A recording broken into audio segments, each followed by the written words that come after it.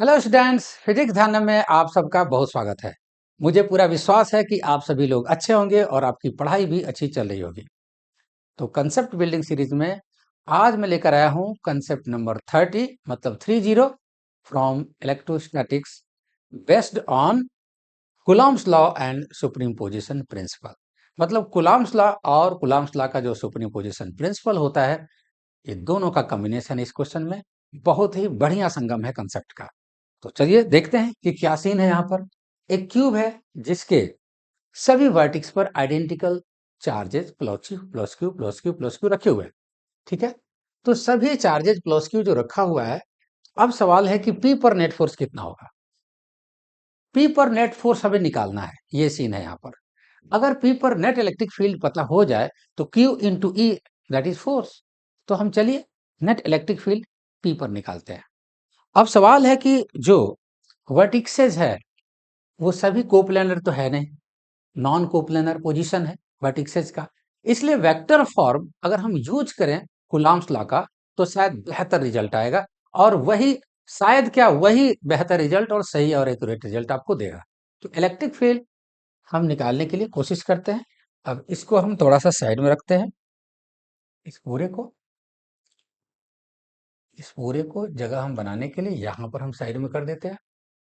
आप देखते हैं कि इलेक्ट्रिक फील्ड वेक्टर फॉर्म में क्यू चार्ज की वजह से किसी पॉइंट पी पर कितना होता है। तो हमें पता है कि फॉर्मूला जो होता है ई वेक्टर फॉर्म में इज इक्वल टू के मतलब 1/4πε0 इंटू कोई चार्ज क्यू है, आर डिस्टेंस पर होता है आर क्यूब, और ये पोजीशन वेक्टर आर। ये हमारे पास फॉर्मूला होता है वेक्टर फॉर्म में इलेक्ट्रिक फील्ड का, आपको पता है आर डिस्टेंस पर। ठीक है, अब देखो क्या है, position G, position E, position C, a distance पर है। वेक्टर फॉर्म में अगर हमें निकालना है तो हमें जाहिर सी बात है कि आई जे के एक्स एक्सिस वाई एक्सिस और जेड एक्सिस के यूनिट वेक्टर का हमें हेल्प लेना पड़ेगा। इस पॉइंट को हम ओरिजिन लेकर के चलते हैं और इसको एक्स एक्सिस ले लेते हैं, वाई एक्सिस और जेड एक्सिस यहाँ हम बता रहे हैं आपको, कुछ ऐसे कर लेते हैं। ये एक्स एक्सिस, ये वाई एक्सिस और ये जेड एक्सिस, और इसको ये ओरिजिन हम मान लेते हैं। ठीक है, तो अब हम देखते हैं कि इसके वजह से यहाँ पर इलेक्ट्रिक फील्ड, इसके वजह से यहाँ पर ई के वजह से और सी के वजह से, तीनों इक्वल डिस्टेंस ए पर है, कितना होगा। तो चलिए हम देखते हैं। Electric field electric field due to यहाँ पर जो जी ई और एंड सी, इस पर जो चार्जेज है उसकी वजह से, ये तो पोजीशन का नाम है, electric field due to G E and C, और इन तीनों पोजीशन पर जो चार्जेज है उसकी वजह से इलेक्ट्रिक फील्ड है। ये मेरे कहने का मतलब ये है, ये मीनिंग है।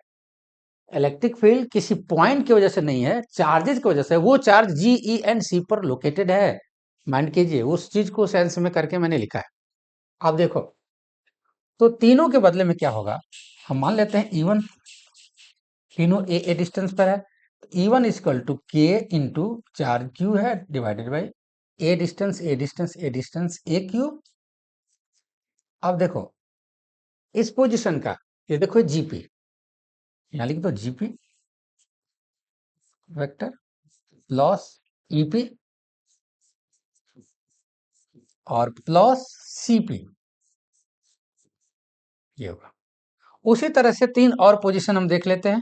ये पोजीशन एफ वाला है, डी वाला है, और कौन सा पोजीशन है, और पोजीशन ये बी वाला है। सिमिलरली यहाँ पर हम लिखते हैं सिमिलरली। अब इस चीज को, ये वाला पॉइंट को हम रहने देते हैं और फिर सिलेक्ट करके हम इसको यहाँ पर ले चलते हैं।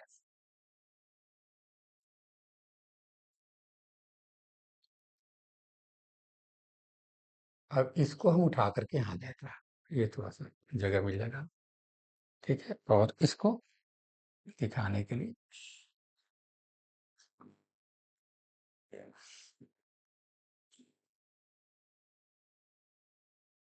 यहाँ पर हम रख लेते हैं। ठीक है, ये ये जेड पॉइंट रहेगा, जेड एक्सिस। ठीक है, तो एक E1 हो गया, और सिमिलरली इसको हम, सॉरी,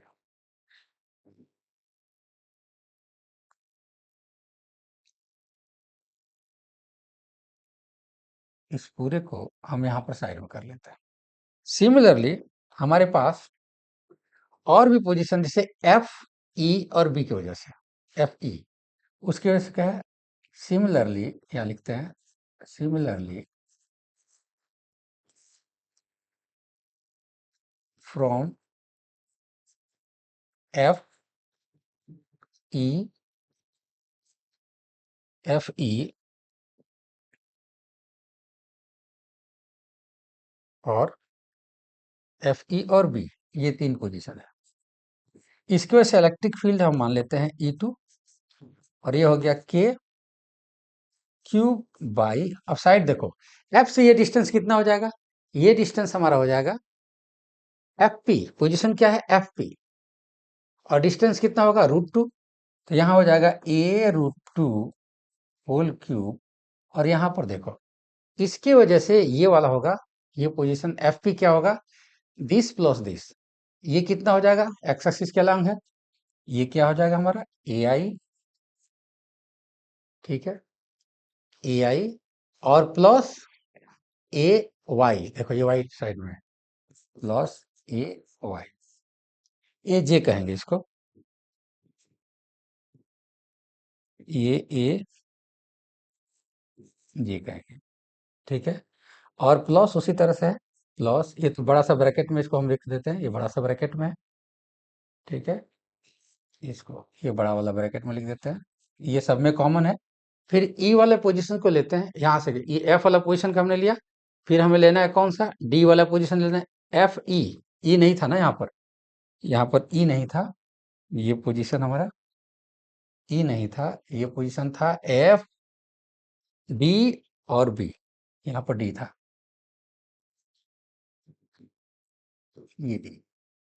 तो अब देखिए, फिर यहाँ पर जो हम लेते हैं एफ की वजह से हमने लिख लिया फील्ड, प्लस फिर डी की वजह से क्या होगा, दिस प्लस दिस, इधर साइड में क्या है ए आई, प्लस इस साइड में क्या होगा ए के,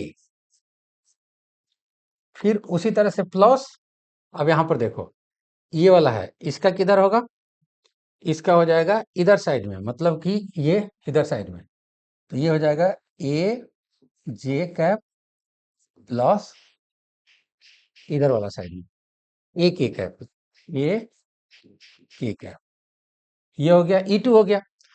सिमिलरली हम इसको लेते हैं, एक पॉइंट है, फाइनली एक पॉइंट है, ये इस पर कितना फोर्स लगाता है, ये वाला, ये इस पर कितना लगाता है, इसका इसके रिस्पेक्ट में कितना होगा, पोजीशन ए, इसके रिस्पेक्ट में, मतलब यहां पर इसका वैल्यू अगर हमें लिखना होगा तो हम लिखेंगे, इसको हम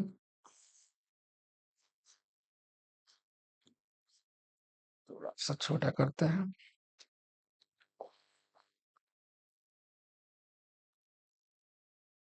और इसको हम यहां से ले आते हैं, इसकी जरूरत नहीं है अब, सच पूछो तो इसकी अब जरूरत नहीं है,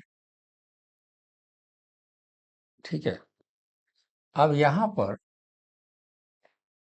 E3, E3 due to this position A, ये क्या हो जाएगा के क्यूब बाई, इसकी डिस्टेंस कितनी हो जाएगी, इसकी डिस्टेंस यहां से क्या होगा √A√3, ये क्यूब हो जाएगा, और इसका पोजीशन यहाँ पर ए आई प्लस ए जे प्लस ए के, ये वाला हो जाए।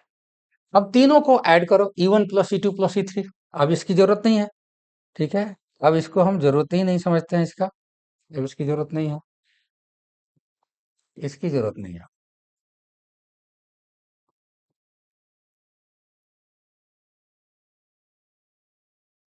इसकी जरूरत अब नहीं है,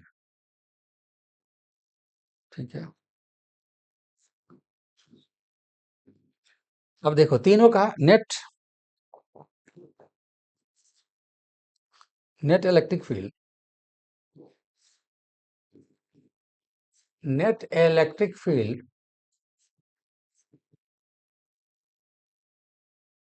net electric field E is equal to